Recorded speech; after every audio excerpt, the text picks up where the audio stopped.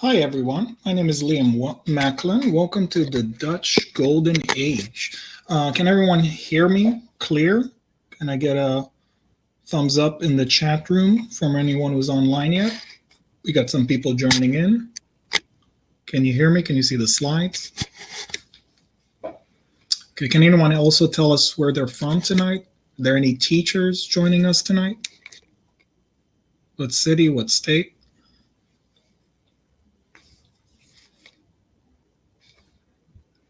All right, I see people just joining in. Okay, so tonight we're going to talk about the Dutch Golden Age. I don't know necessarily if you're studying this topic right now. Teacher, okay. Clover City High School, very nice. Okay, yeah. We're welcoming here also teachers on Fiveable, which is a great opportunity, especially if you're a new teacher for AP. You might learn some things. I wish there was Fiveable when I was starting teaching AP. I could have used a lot of help. But yeah, teachers and students all welcome here at Fiveable. And specifically, you might not be studying right now the Dutch Golden Age, but maybe get a little bit ahead of the game. Will be very helpful. So a little bit about me. My name is Liam Macklin, teaching history for around 15 years, high school and college level, teaching also APUSH and AP Euro, and I'm teaching in New York. Okay, so let's continue. So anyone who's new, think Fiveable, check Fiveable on Twitter, Instagram, and YouTube. Watch all the stream live. If you want any replays, check out our membership options, like $5 a month for watching all the replays and slides, or getting a yearly membership. Okay, so in the stream today, what we're going to talk about, we're going to talk about how did the Dutch Republic become a superpower from basically a backwater country with barely like a population of 1 million plus people. They became like the most successful economy in Europe for around the 17th century. And it was a big surprise for a lot of people. How did they manage to do it so quickly and become so successful? We'll talk about the Dutch economic boom. We'll talk about their very unique political system, which doesn't really have an equivalent in Europe. The Stadtholder, what's that all about? They don't have absolute monarchy like most European nations, but they don't have a king or a real monarch. So that's a very unique situation. Also a little bit unique is the Dutch religious toleration, allowing minority groups in Europe, such as Jews, to come and live in the Netherlands and experience freedom of religion, or the Puritans, the famous Puritans that later made it to America, also lived there. And of course, the most interesting part for most people, at least for me, is teaching about the golden age of the Dutch art. And we got a little poll going at the bottom here. Who was your favorite Dutch painter? So you can pick, I think, from Vermeer, Rembrandt, halls and so forth. So maybe we can change your mind also throughout this stream. Okay, so if you look at the concept outline for the course description in AP Euro, I don't know if your teacher shared that with you, so you can actually look and see specifically what's going to be on the exam. And looking at the key concept outline for this year exam, we're seeing that the Dutch Republic actually appears several times in the description. So this is the things you want to focus if you're thinking about exam time, what will be on the exam. So one point, the first point they're mentioning here is about the Dutch had established their own republic as a part of a Protestant revolt, a successful revolt against Spain, and they achieved independence. So that's a very unique situation. Banking and finance also is a big point of Dutch history. They're kind of the founders of the whole joint stock company, and they had a lot of influence in the banking world industry. The rivalry between the Dutch, the Portuguese, the French, the British in Spain or in Asia, that's another important topic about competition between European your nation. And what most people think about when they think about the Golden Age, the last point is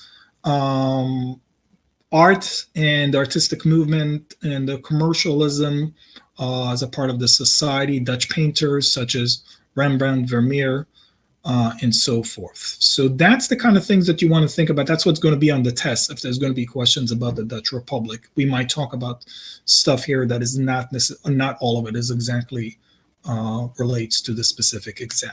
Okay. Anyone join us online? Thumbs up. Tell us where you're from before we get into it. See, more people are joining in.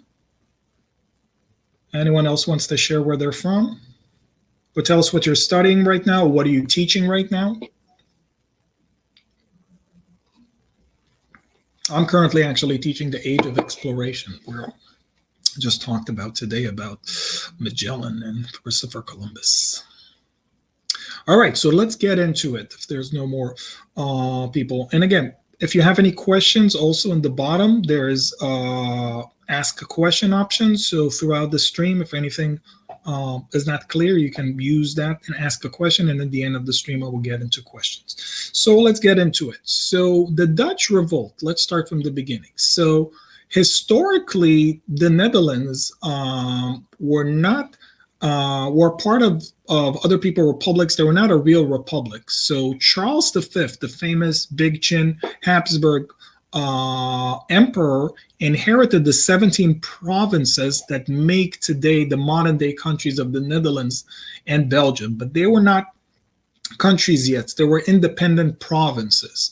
And each one of them had a self-government, and each enjoyed a basic autonomy to make their own laws and rules. Now, when the things started to go bad, and with the Dutch actually starting to think about their independence, everything started to go sour when Philip II, who is Charles V's son, inherited the provinces from his father, and he decided to kind of consolidate his power and make it clear that he's in control. And again, the context is we're talking about the 16th century. It's kind of like the Counter-Reformation period, and Philip II is a strong Catholic, as was Charles V, and he decides basically to come hard on the Dutch, which some of them are embracing ideas of Calvinism and Protestantism, and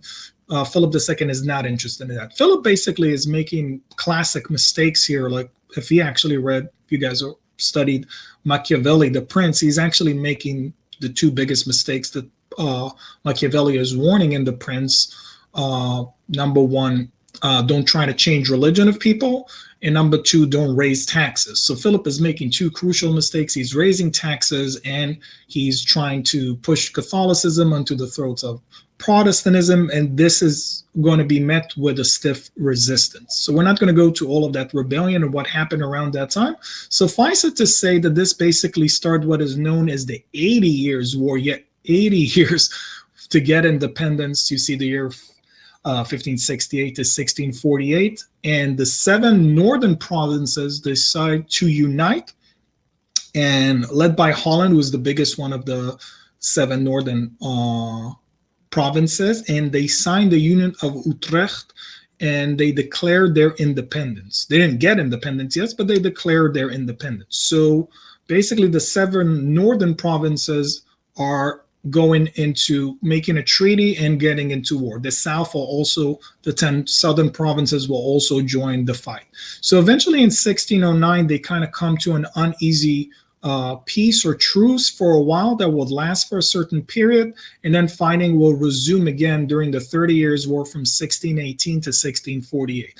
And finally in 1648 is a part of the Peace of Westphalia. If you study that 30 Years' War, that's a whole separate topic. Finally, the 7 northern provinces officially are forming a republic, and they will become a leading commercial power. It's during that time that they emerge as a power. So basically, from the 17 provinces that are separated, what's going to happen, you're going to have 7 northern provinces that are going to become the Netherlands as an independent republic. And by the way, a classic mistake student a lot of time refer to them as Holland. Holland is just one out of the 7, and a lot of people just call Netherlands sometimes Holland, so that's a separate thing. And the 10 bottom provinces are still going to be under Spanish control. And also, if we connect to religion, we can say that the Netherlands, the 7 northern provinces, are going to become Protestant, mainly Calvinist. And the 10 bottom ones, Philip is still going to be successful keeping them, and they will be Catholics. And that's going to also start a migration pattern that Protestants in the southern part are going to move to the north, or Catholics are going to move to the south. But also, the Netherlands is going to be open, and you're going to have like Portuguese Jews or Spanish Jews or Lutheran coming over to get some freedom of religion. So that's basically a little background about the Dutch independence. Any comments or questions up till now?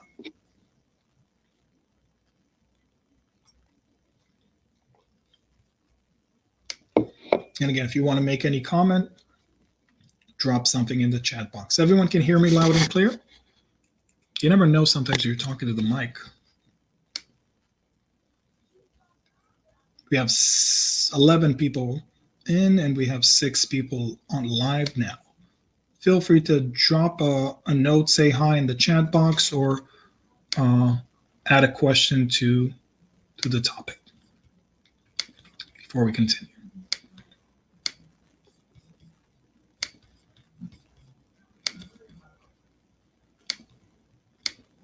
All right, so let's continue. Let's talk about the Dutch economic boom. So again, that could be a causation question, a short answer question. So how did a small nation with a few resources, they didn't have too many natural resources. Also, if we talk a little bit geography, they were kind of like below sea level, and they had a lot of water problems. So how did they become a superpower? And Amsterdam became Europe financial center up till the French Revolution. Actually, Antwerp in modern day Belgium was the center of finance, and that started to move to Amsterdam. So the answer, one short answer, is trade. The Dutch, if you want a comparison, kind of similar to the England, were very, very good in the whole business of being a maritime or a ship-oriented country. In 1602, they founded the Dutch East India Company. Okay, we have people from Vermont. Okay, great. Hashtag Snyder's Call is great. Thanks for joining us in and giving us. It's good to see information where people are coming from all across the United States, what people are studying and so forth. So any information you want to pop in the chat box, talk amongst yourself, it's all good. So back to our topic. So we have the Dutch East India Company. That's a very important corporation. If you want to, if any of you are taking notes, that's definitely something that you want to remember. And we have their symbol over here. It's a joint stock company that was basically founded to capture the East, the whole Asian spice trade from the Portuguese. So the Portuguese were the first. If you guys study the age of exploration, the Portuguese were the first nation to get into the whole age of exploration, grabbing the spice trade, and the first one to get into the slavery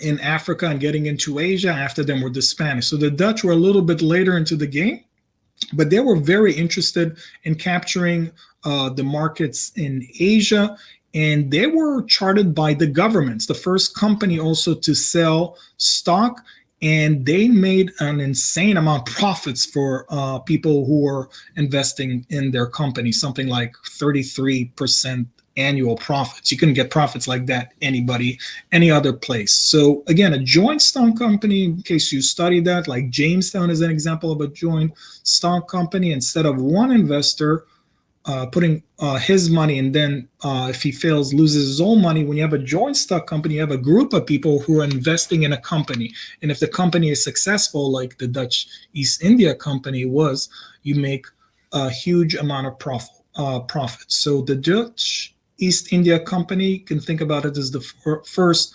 multi-international corporation, kind of like, I don't know, the equivalent today, like a Microsoft or like an Apple, like a huge corporations that made all of its investors very, very rich. And they eventually achieved so we can say a monopoly in the East India trade, they managed to corner the market and eventually kick out the Portuguese in many things. They also were the first country to achieve monopoly in trade with Japan, for example. They were the first country to get into that location. So that was about the Dutch East India Company. Now, the same concept was said, why not also try to make it into the Americas? So in 1621, they founded the Dutch West India Company, and they were interested in going into the Americas and making profit there. Now, again, not to make the Dutch Golden Age is just a beautiful time about art and painting. There was a lot of cruelty involved in becoming so successful. So they transported or were involved in the transportation of many Africans into slavery, into Brazil, into the Caribbean to work in sugar plantation. And they established trading stations in Africa. And they also captured and destroyed Spanish ships and Portuguese ports. They really, really were the way they became successful is by also using force, using violence, and subduing indigenous people in Africa and Asia and so forth. So all of that basically allowed them to corner the market and become very, very successful and make Amsterdam the center of finance. So Dutch East India Company, Dutch West India Company is kind of like two good example for you if you want to write about the success of the Dutch industry. Moving into banking. So again, a banking, in case you studied like the Medici Bank, banking is kind of like a new phenomenon also connected to the Renaissance. The whole idea, if you want to start a business, you need a loan, you need a credit. So Amsterdam kind of became like a banking center. And again, Amsterdam made this huge jump from being, a backwater country just, like 30 years ago. And in 30 years, they made this huge jump to become like if you wanted to invest your money, all of a sudden Amsterdam was like the safest, soundest place you can invest your money. And the profits were really, really high. And some financial historians claim that this is the first modern place where the stock exchange started and the creation of joint stock companies. So yes, the Dutch were very, very in the beginning of this whole game. And also, if you want to connect to that, religious toleration allowed them to get a lot of talented people to come to the Netherlands, such as Jews who were deported from Spain in 1492, or Huguenots that were thrown out of France. So a lot of smart and successful business people came into the Netherlands that other countries kicked them out due to religious situations. So yeah, the global economy, the Dutch were basically everywhere. They also created, anyone knows what the colony that they created in North America? Who in the chat box know what's the name of the colony they created in North America? Or what's the name of the colony? So they created New Netherlands, or created New Amsterdam, which before it was New York, it was New Amsterdam. So they founded that colony and had a lot of success in it before the English came over and kicked them out in 1660 and changed New Amsterdam, New Netherlands into New York. So they were everywhere from Japan, from India, Africa, very, very successful, but on the backs of people. Another interesting phenomenon that is the Dutch were doing so well financially. I was going to say that we were talking about Harlem the other day. Okay, great. They were doing so successful. One way that you can see that there was this huge economic boom in the Netherlands. One classic example of that is Tulip Mania, that you can see it. Some people refer to as the first economic boom, like the bubble, basically. Like tulip prices just kept on getting higher and higher in the stock market, and people were willing to pay so much money, something I wrote here, like the constant equivalent of 3 years' wages for like just a small group of tulips, and the bubble just kept getting higher and higher until like there was this huge crash. So that's like one example that the people were doing so well in Amsterdam and they were buying all these luxury goods. All of a sudden, Amsterdam, from a backwater country, now they're bringing like porcelain from China. They got spices from everywhere. All these goods are just coming up. So Tulip Mania is another example of the economic boom that the Netherlands experienced.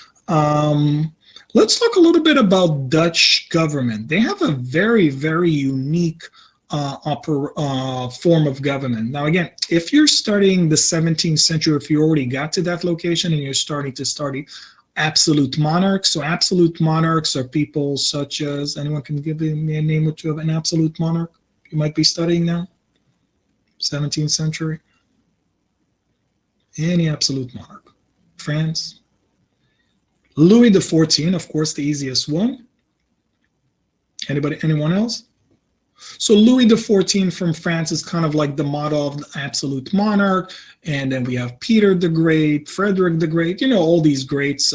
Everyone is kind of establishing and taking more and more centralizing their power. So if you go against absolute monarchy, there might be only two countries that are going in a different direction. And one country is England. If you listen to my previous stream, that experiencing the Glorious Revolution and kind of creating a constitutional monarchy, and the Dutch. So the Dutch and the English are the only two countries in Europe that are moving away from absolute monarchy, but the Dutch and creating like a more limited power. So England is kind of like a limited monarchy or constitutional monarchy, and the Dutch are creating a unique situation. So they adopted a republican form of government, which there was no really power in the hand. There was no monarch, and they had an elected assembly.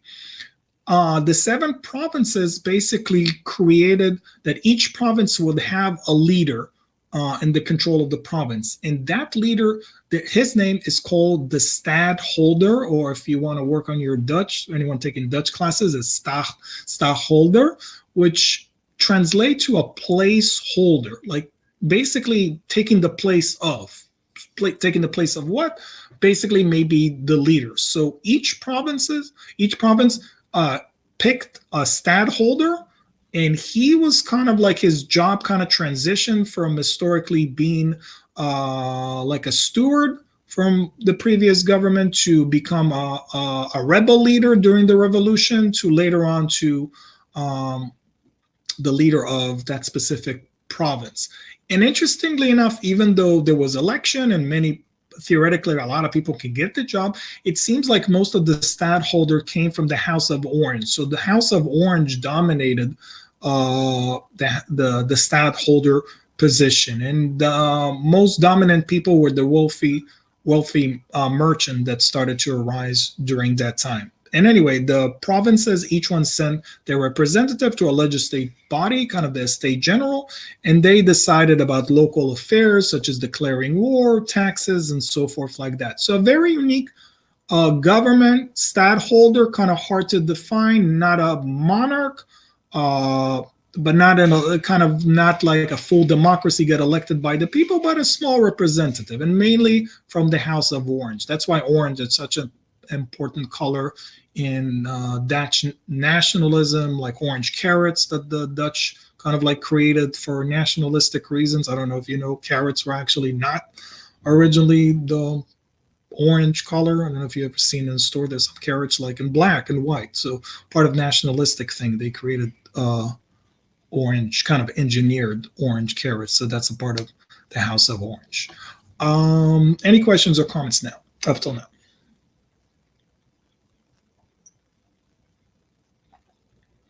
All right, let's continue. Let's talk about religious toleration. So if you guys studied the Reformation yet, you probably studied about Calvin or Calvinism and John Calvin.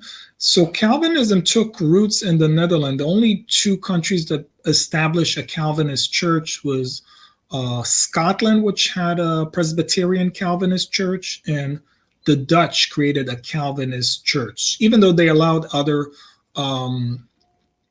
denominations of Protestantism, the Dutch became the main one. And it kind of like fitted their culture a little bit, the seriousness, the work ethic, That's something that attracted a lot of the merchants and the finances people and stored like that. But they did show religious toleration to Jews who were fleeing the Inquisition and the persecution. Also, Lutheran received toleration, and the Anabaptists. Anyone knows who are the Anabaptists? Anyone who studied the Anabaptists?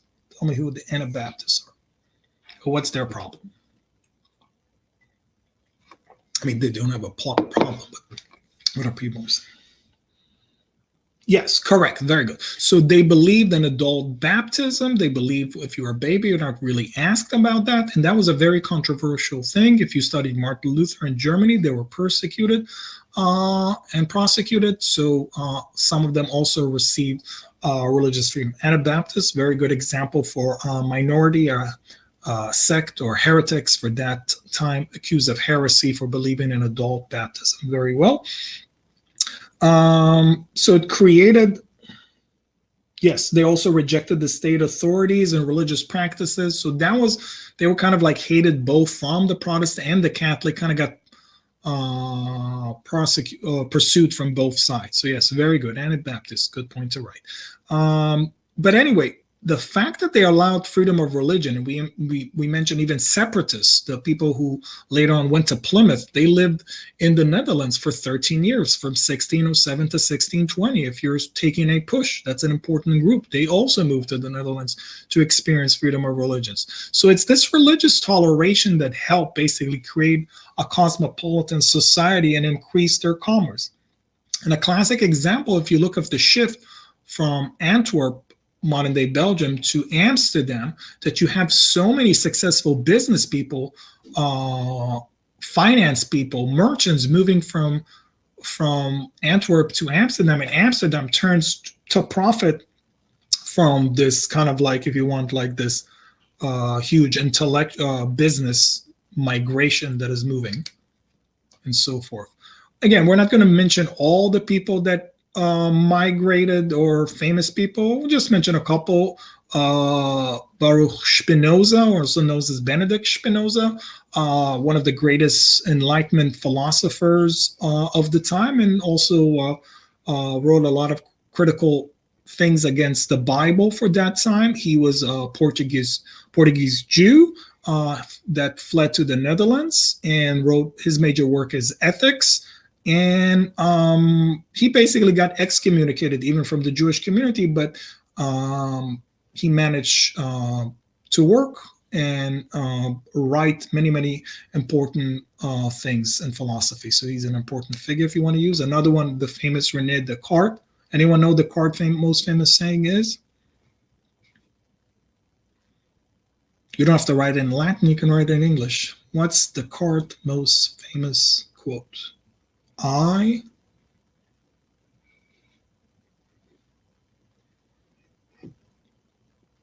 Anyone? I think, therefore I exist. Cogito ergo sum. So he actually also lived in the Netherlands from 1628 to 1649 and found a home for his really radical beliefs for that time. And he wrote actually some of his greatest work during that time when he lived in Amsterdam and Leiden, and kind of really revolutionized mathematics and philosophy. So he has several things, but two fields that he was very important at. Okay, so now we're reaching to the topic that most people are most interested in when it comes to the history of the Netherlands, of course, is relating to the art. So in the mid 17th century, basically the Dutch, or what is known as the Golden Age, that's the topic of today, but it was also the Golden Age of the Dutch art, which Amsterdam was the center of. Also Delft had a very prosperous art scene. And because of the economic prosperity that the Netherlands experienced, it gave a stage for many artists to receive a lot of commissions for painting famous people such as Rembrandt, Frans Hals, Jan Steen, and Peter Hoch, that really flourished during that time. Now, interestingly enough, if you look at most of the Dutch paintings compared to other European paintings of the time, they're not. Most of them have nothing to do with religion. Most paintings, if you look around Europe, are still, even in the Renaissance and Baroque, still a big topic is religion. But because the Dutch were Calvinists, and Calvinists or did not were against painting, or they were very iconoclastic. Iconoclasm referred to their destroying pictures and paintings. They believed sola scriptura. If you only look at uh, the Bible says thou shalt not make a statue. So they basically were against artworks. So that created a whole different genre, several kinds of genre paintings that were unique to the Netherlands, that were not about religion but other topics. It's kind of disputed different historical books, but I'm going to go with the more common theory that the Dutch were the first one to introduce the oil painting, going all the way back to Van Eyck, who was way before the Renaissance. So the storyline doesn't go. Even though oil painting might have originated from China, the Dutch had an important influence in bringing the oil painting, and that became a more common method for painting, and kind of brought in more realistic elements in the painting. And there were many revolutionized painters during that time, and they painted a variety of genre things. They had domestic interior. They're more focused on the day-to-day life of people. They had more clients, wealthy people that came over to these painters and wanted portraiture of themselves. And because it was not about religion, a whole new market emerged, and people were willing to experiment more with their painting. And the painter was in the Netherlands was not considered. It wasn't considered like an art. It was more of like a craft. So in Europe, like people like Da Vinci experienced this whole status of I am a painter. In the Netherlands, it was kind of like more of a craft, like that a person like being a goldsmith or something like that. Okay, so let's talk about several genres that were very, very interesting. First up, portraiture was was a very lucrative business for painters, because you had a lot of successful, rich Amsterdam class, this up and coming nouveau riche. They're making a lot of money, and they wanted portraiture of themselves. Even though many of them were Calvinists, so they were conservative, so they did not want to show off their wealth and have too many colors. They still wanted to be seen as God-fearing people. So it was a fine art balance between how to portray, to draw people, show their wealth, but not come off as being show-offs, if you will. And most famous painters for portraiture were Frans Hals and Rembrandt van Rijn, and Judith Lister too. I put it for her. So let's just start talking a little bit about Frans Hal. This is probably his most famous painting, The Laughing Cavalier. Interesting thing about this painting over here, that this person actually is not a cavalier, and he's actually not laughing. So the title sometimes could be very, very deceiving. It's actually, we know it today that it's a painting of somebody who's basically offering marriage from a person that he is sending basically this painting to. Judith Leister is a very, very interesting female painter. I really, really like this painting over here. It's a self-portrait. Anyone knows what does it mean when we have if you have, that was actually a question, a short answer question, and I saw in the AP classroom, they put this painting, and they asked, I'm not sure if it was her painting or another female's painting, and they asked, what does it mean, the painting in front of us, what does it show when it talks about women's status? So anyone knows, what does it show, the having a female doing a self-portrait, what does that depict about women status?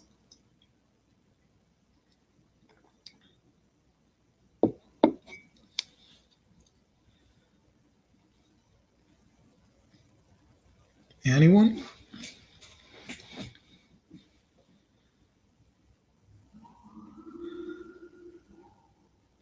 Okay, in any case, the fact that she's doing a self-portrait is actually showing that it's kind of self-importance that she's doing a portrait of herself doing her craft. You can see she's very, very comfortable here. I posted a video on the bottom that talks a little bit about more in details about this painting, but she's very comfortable turning around, and you get this sense of her taking pride in the fact that she is a female painter, and she was a successful female painter. And that's very interesting if we look at the status of women, not to say that there was equality yet for women in Europe during that time, but the fact that several women are becoming successful. She's the first one also to join a painters guild, which is also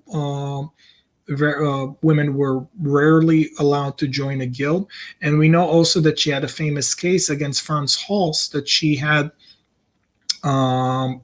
some people that trained with her, and they moved to Hals, and she did not get financial compensation for that. So she took him to court and actually won the case. So it's very, very interesting, a successful painter like Judith Leister, other than the fact that this is also a very beautiful painting. But it's interesting when we talk about women's status. Now, the most famous painter of the Netherlands throughout Dutch history has to be Rembrandt van Rijn, hands down. You might actually put in the poll that he's not your favorite painter. That's fine. But if you look on Dutch history, definitely Rembrandt van Rijn is the most famous painter in Dutch history. Any Van Gogh fans out there getting upset? So I'm also a big Van Gogh fan, but in Dutch history, definitely Rembrandt van Rijn is the most famous painter. If you need to use an example in the test, I will probably use Rembrandt van Rijn. So let's talk a little bit more details about him, because he's the most famous, well-known painter in Dutch history. So he was born in Leiden. Even though his mom was Catholic, and there's some paintings that are a little Catholic-ish, and he moved to Amsterdam in the 1630s. He was one out of 9 children. And he set up a studio in Amsterdam and became very, very successful, very, very quickly. And interesting enough, a lot of the painters we're talking about kind of find a genre for themselves, and kind of found a niche. Some people did portraiture, some people did landscapes, some people did still images. Rembrandt actually did all of it. There was no topic that he wasn't good. He did historical painting, he did portraiture, he did groups. He could do everything. But one of the things that he did the most, and that's very, very fascinating about him, that around 10% of his work had to do with self-portraiture. He painted himself throughout his life, from a young person to an old person. That's very, very interesting, because we kind of see the aging process in Rembrandt painting. So he became very, very rich, very, very successful, bought himself a huge townhouse. He actually married a wealthy woman also, but his downside that he was an addict to, he was shopaholic basically, and he bought a lot of things in auctions. So he overspent way, way too much, and eventually ended up being bankrupt, and almost had to sell a lot of his paintings, and actually did not die very well. But that's a little bit about his biography. Let's talk about some of his famous paintings. One of the first paintings that give a reputation. Again, portraiture is very, very important. Here we have a portraiture of Nicholas Rotz, who was a wealthy businessman in the fur trade business. It's interesting enough because he's actually wearing the thing that he's actually in business. So we don't know if he actually came up with the idea to wear that, or Rembrandt's idea was to wear that on him, but it's very, very smart, and it works very, very well. And this is kind of like, if you listen to my previous lecture about Baroque, so the light kind of comes in. There's not too many colors here, but we definitely see the light around him, and it's very, very subtle. And the eyes are very, very showing like sincerity. So this person is trying, again, to show his wealth, and is trying to show his seriousness in his profession. So that's Nicholas Rotz.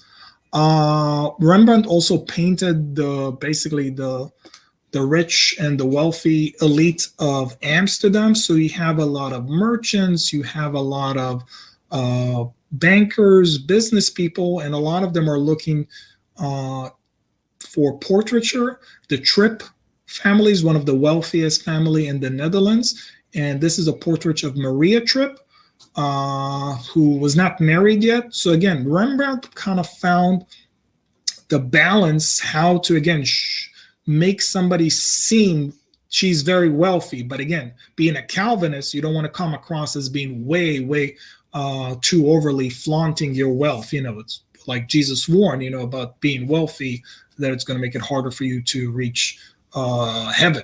What's that famous saying? Easier for a camel to go through the head of a pin than a rich man going into heaven, something like that. If anyone remembers the quote, if I got it wrong, put it in the chat box. But we can still see the wealth of this woman. It's this beautiful lace. It's the necklace around. But again, trying to show off your wealth, but not be a show off, kind of like sliding it in. And that's another easy way for you to identify Calvinist paintings a lot of times, or Protestants a lot of times is black and white. If you see a lot of colors, you see a lot of red, you think like, okay, this is more Catholic. So this is where we see these portraiture of people who want to come off to show their wealth, but not pushing it too much. The next stage after portraiture is a painter. If you want to elevate yourself, you have to start doing a group photo, or like a group portraiture of a bigger group. So this painting really elevated Rembrandt's name in the Netherlands. I'm very fascinated by this painting. It's called The Anatomy Lesson of Dr. Tulip. And so it's basically a guild of the surgeons. So this is Dr. Tulip here. And it's interesting because we're seeing here a dissection. And interesting enough, people actually paid money to go and see a dissection. I know it's very weird. And what is not showing this in this painting, that around it there's a huge group amount of people surrounding them, and they all came to see this anatomy lesson. Not only they came to see it, they actually paid money to go to see this lesson. Isn't that fascinating and weird? Even like men ask women on dates and like bought tickets to see this thing. So it didn't happen that often. But anyway, Dr. Tulip over here is, okay, here you got a quote. Very good. I think you got it. Great. So in this lesson here, Dr. Tulip over here is showing something in his hand. He's basically showing what happens when you pull the string in the arm, like what happens. This is what he's gesturing with his hand, that he's showing over here with his hand, what happens, what he's doing under here for this. By the way, this is a criminal that they're dissecting. And each one is looking, look at the people, everyone is looking. This guy is staring directly at us. These people are actually focusing over here. So it's a very interesting and dynamic painting, the anatomy lesson of Dr. Tulip. By the way, Dr. Tulip, little biography about him. He was a big charlatan. I would not take a surgery from him. I read that one of his recommended remedies for a sick person was to drink 50 cups of tea. So I don't know, take that example. Don't go to, and by the way, his real name was not Dr. Tulip. He just changed it to Tulip because Tulip was like very popular during that time. But anyway, I know way too much information about Dr. Tulip. So here's a question that appeared in a review book about that time. So let's see if, from our newfound knowledge, if we can answer this question. Anyone want to pick this one? An art historian might use this image that we just had, to support which of the following generalization about art in the 17th century? Anyone? Look at this answer and try to figure out what it is.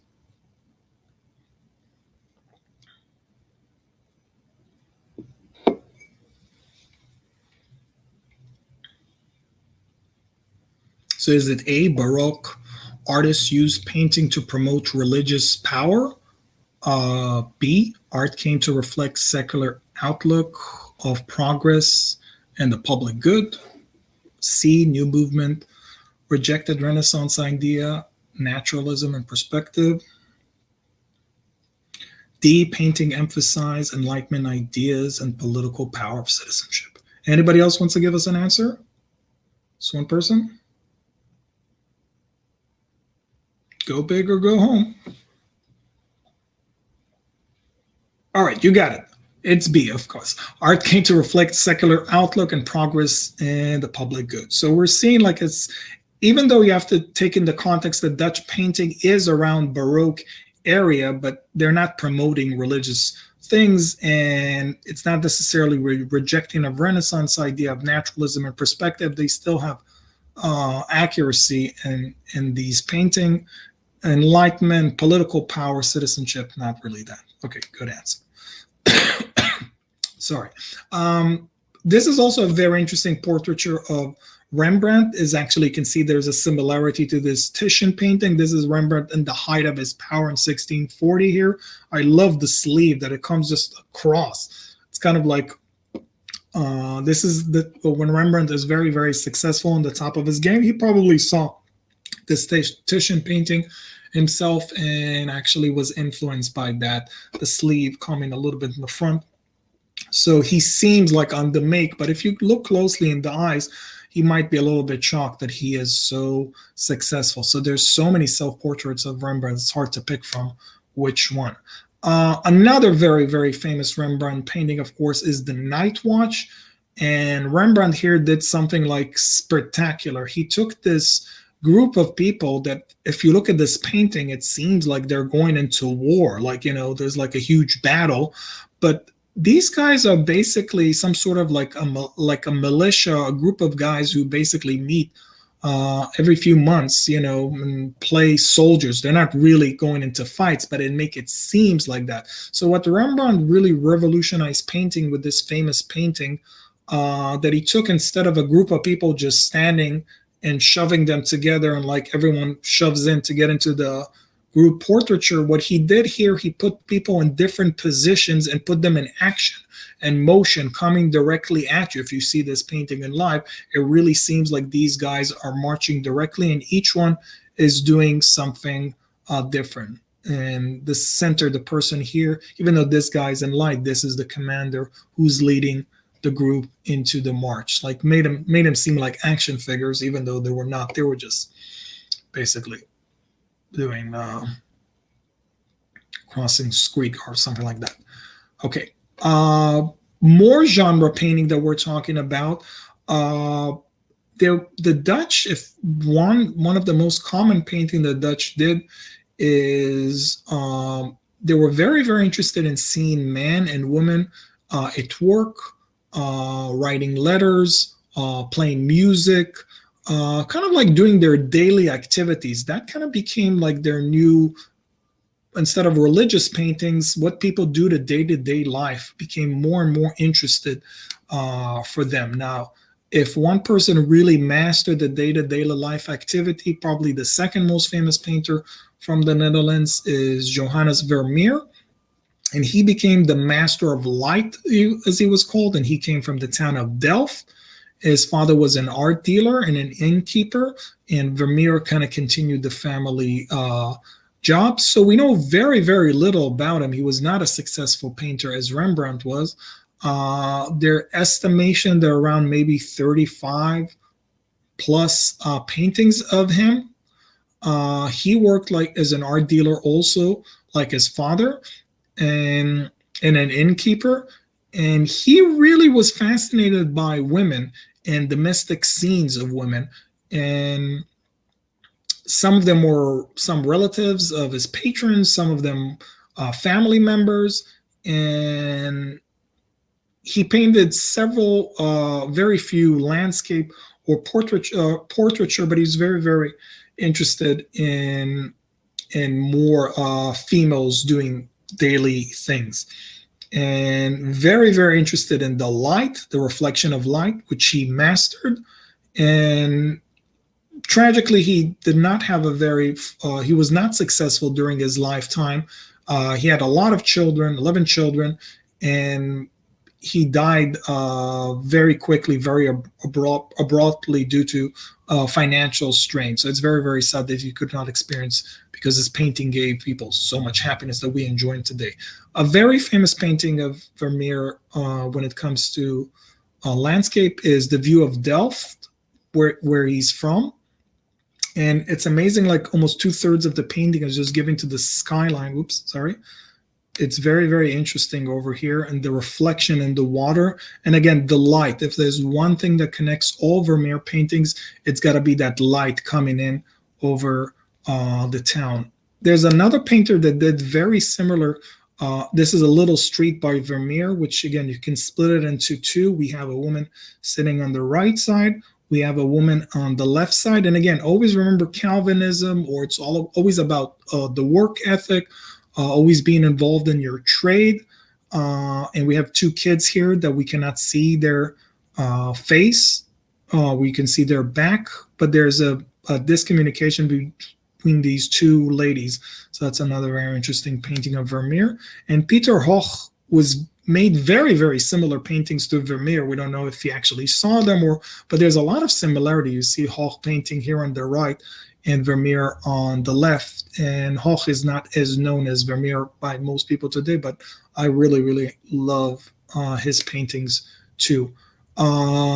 This is probably Vermeer's, the painting that he liked the most, and it's called The Art of Painting. So what we see here, we're seeing Vermeer himself painting. And the interesting story behind this painting is Vermeer had very, very few paintings. He only did maybe 1 to 3 to 2 paintings a year, and he barely had any painting in his studio. So the famous story was that somebody came to his art gallery wanting to see a painting, and Vermeer did not have any painting to show. So it was very, very embarrassing to him. So after that, he decided to make a big painting. Most of his paintings were actually really, really small. He decided to make this huge portraiture and named it The Art of Painting. And this is the painting that basically he had in his dealership. So anytime somebody came to be interested to see his work or his skill, this is the painting that they saw. And that's one of the only paintings that his family was left with when he died, even though I think they had to sell this one too. So it's very interesting what's going on here. We can kind of see that's another very classic Vermeer thing, kind of like the curtain open to kind of reveal something, what's going on in here. And again, the painter putting himself in the painting is very interesting. This is probably his most famous known painting, The Girl with the Pearl Earring, which is also known as the Dutch Mona Lisa. There's a lot of comparison between that and the Mona Lisa, even though there's a lot of things that are different. I'm not going to go into all of that, but there's something very intriguing, like the Mona Lisa, about this woman. What is she thinking about? What is happening here? It seems like she's turning to us. The earring is very, very big. The turban she is wearing. So it's a very fascinating painting. There's a lot of information, even though it's, again, very, very small in size, probably the size of the book that I'm holding here, probably around this, seeing it. So it's not as big, but it still really captured the imagination of so many people of this painting. And again, notice the lips over here, like she's just opening her mouth as she's going to say something. It's very, so like, we're very fascinated by paintings like that, and so forth. Also the Milkmaid, which again shows us classic Dutch painting, is people in the middle of doing their day-to-day work. She's doing something very basic, just pouring milk, but we're very, very fascinating by the pouring of the milk. Classic Vermeer, also the light coming in and the reflection. It's really, really amazing paintings. A lot of people just look at Vermeer like I look at Vermeer. It just makes me relax, makes me calm. The colors are so relaxed or beautiful. And that's why if I had to put like in the bottom, I would definitely pick Vermeer as being my top guy. It's just, I enjoy. I mean, there's not a right and wrong what painting is supposed to do, but for me, I feel very, very relaxed. And Gombrich actually, who had the most famous best-selling book about art, called this one of the greatest masterpiece of all time, and that's a professional art historian felt about that. Only religious painting that he had, actually saw this one at the Met, was very, very fascinating. This is a Catholic painting that Vermeer did. We know his wife was Catholic. He converted to Catholicism for her. There was kind of like a Catholic hiding going on in the Netherlands. This is a very interesting painting here because we have the cross over here, we have the snake. It's a lot of Catholic themes are going on here. And funny thing, when I saw this painting in the museum in the Met, a lot of people were kind of like disturbed by this painting. I give it a lot of attention because it's a Vermeer painting. And sure enough, when I took the audio tour and clicked it in, the tour guide told us that this painting is the most disturbing painting they're saying. I was like, I thought that that's what he was going to say. That was very, very interesting that he said that. There's also comic paintings. This is a very interesting thing, or kind of like things going wrong. And the most famous painter in that category is Jan Steen, or Steen, if you say it more in the Dutch. There's a famous Dutch saying that they still say in the Netherlands, that if your house is a big mess, they call it like a Jan Steen house. Like, so if your house is a mess, you go to somebody's house who's a mess, you can just say your house looked like a Jan Steen house. Also, we have Hals, Frans Hals here, a young woman and a woman taking a picture in an inn. So again, we don't know what's going on with this couple here taking like a selfie, what are they up to. So it's the laughter that's very, very interesting, because a lot of the paintings are so serious during that time that there are more these comical painting going on in the Netherlands. This is another famous paintings of Jan Steen that you can see over here. Like there's like something completely going, a lot of things completely going wrong in this painting, and stability. It's very, very comical. This one is actually in the titles, like beware of luxury. There's, look what's going on. The kids are completely out of control. Like 20 different things. There's just so many minute details in the painting over here. The leg is on top. This woman over here. This one is like whispering. You feel like something's going to fall from the top on top of their head. Very, very unstable situation.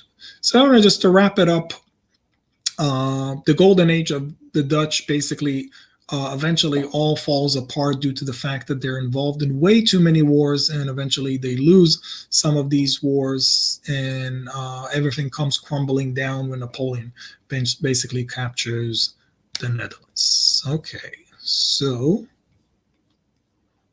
So we're in the last section. Do we have any questions? I know I gave a lot of information. Do we have any questions? Let's see our poll, who is winning. So Rembrandt is coming in as number 1 with 4 votes. Vermeer, my favorite, only gets 2. Or maybe I did a great job of presenting Rembrandt, so now you're all Rembrandt fans. He is the most famous painter. He does have a lot more paintings than Vermeer. There's around like 800 paintings attributed to him, but it's probably around 300 actually belong to him, so it's very, very disputed. All right, so do we have any questions? Any comments? Anyone wants to add anything?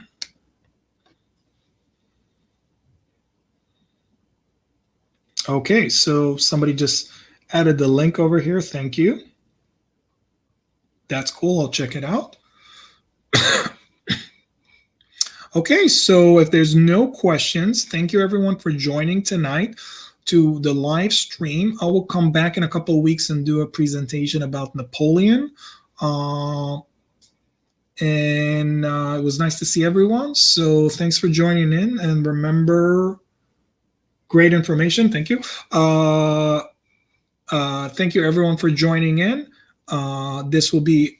There will be a replay for this if you join with the membership, and I'm wishing you all a great week.